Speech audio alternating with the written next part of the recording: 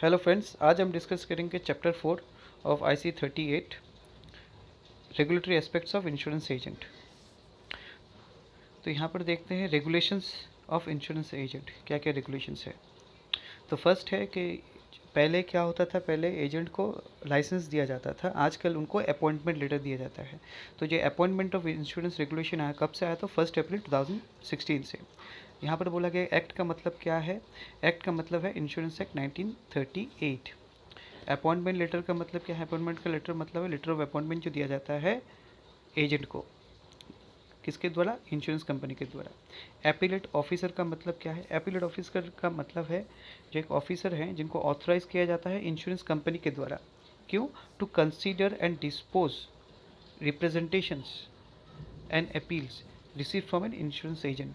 सो insurance agent से जो appeal मिलते हैं या फिर रिप्रेजेंटेशन है, उसको डिस्पोज करने के लिए एपीलेट ऑफिसर को अपॉइंट किया जाता है। तो इंश्योरेंस एजेंट का क्या मतलब है? इंश्योरेंस एजेंट का मतलब है जिनको अपॉइंट किया जाता है इंश्योरेंस के द्वारा, किसके लिए? For the purpose of soliciting और प्रोक्यूरिंग इंश्योरेंस बिजनेस करने के लिए, इंक्लूडिंग बिजनेस रिलेटिंग टू जो कंटिन्यूएशन, रिन्यूअल और revival of policies of insurance. मतलब उनका ही रिस्पॉन्सिबिलिटी है कि रिवाइवल का भी जो रिवाइवल हो या फिर रिन्यूअल जो प्रीमियम है वो भी लाना, वो भी उनको दिया गया है रिस्पॉन्सिबिलिटी। यहाँ पर ऑथोरिटी का मतलब क्या है? ऑथोरिटी का मतलब क्या है आपका? IRDAI, regulatory insurance regulatory and development authority of India. अब देखते हैं कॉम्पोजिट इंश्योरेंस एजेंट का मतलब क्या है।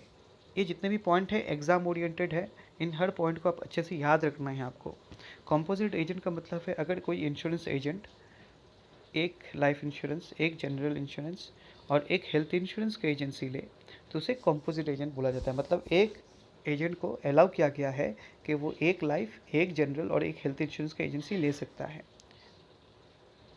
और एक उसके साथ मोनोलाइन इंश्योरेंस भी ले सकता है एक कंपनी का। सेंट्रलाइज लिस्ट ऑफ एजेंट का मतलब कि एक लिस्ट ऑफ एजेंट होता है जहाँ पे जितने भी एजेंट हैं उनके डिटेल्स रहते हैं, database. Centralised list of black listed agent का मतलब जिसमें जितने भी एजेंट हैं जिनको ब्लैक लिस्ट कर दिया गया है, फिर सस्पेंड कर दिया गया, उनका डिटेल्स यहाँ पर रहता है। किसके लिए उनको ब्लैक लिस्ट? पकड़ लीजिए on the ground of violation of code of conduct या फिर फ्रॉड किया, उसके लिए अगर उनको ब्लैक लिस्ट किया गया है तो एक लिस्ट होता है। सर जितने भी कंपनी, सब कंपनी का एजेंट का डेटाबेस रहता है यहाँ पर। डेजिग्नेटेड ऑफिशियल कौन है? डेजिग्नेटेड ऑफिशियल वो ऑफिसर हैं जिनको ऑथराइज किया गया है कि वो अपॉइंटमेंट दे सकते हैं इंश्योरेंस एजेंट को। एग्जामिनेशन बॉडी है। एग्जामिनेशन का बॉडी मतलब जो प्री रिक्रूटमेंट एग्जामिनेशन कंडक्ट करते हैं, जैसे अभी आप लोग प्रिपेयर कर रहे हो IC 30 एग्जामिनेशन के लिए, तो वो एग्जामिनेशन बॉडी जो है वो कंडक्ट करते हैं। मोनोलाइन इंश्योरेंस का मतलब क्या है? मोनोलाइन इंश्योरेंस हो गया कि जो स्पेशलाइज काइंड ऑफ इंश्योरेंस देती है, जैसे डील करते हैं, जैसे एग्रीकल्चर इंश्योरेंस हो गया, वो सिर्फ एग्रीकल्चर इंश्योरेंस से डील करेंगे। जैसे एक्सपोर्ट क्रेडिट गारंटी बिजनेस हो गया उसे। और आपको मल्टी लेवल मार्केटिंग स्कीम का सेक्शन याद रखने से हो गया, जैसे 42 में आता है वो सेक्शन, 42A में। अभी देखते हैं कि appointment of insurance agent by the insurer कैसे अपॉइंटमेंट होता है। पहले क्या होता है, एक फॉर्म है, देखिए इस फॉर्म का नंबर दिया गया है, इस फॉर्म में वो अप्लाई करना होता है टू द डेजिग्नेटेड ऑफिशियल के पास, इंश्योरेंस कंपनी का। तो इस फॉर्म में जितने भी उसके डिटेल्स हैं, ठीक है, वो डिटेल्स दे के अप्लाई करेंगे। उसके बाद पैन डिटेल्स देंगे, KYC डिटेल्स देंगे, द एग्जामिनेशन जो पास किए उसका डिटेल्स देंगे, ठीक है। और ये भी देखा जाएगा कि वो सफ़र ना करे डिस्क्वालिफिकेशन जो मेंशन है रेगुलेशन में और रेगुलेशन में, जैसे और रेगुलेशन 7 में।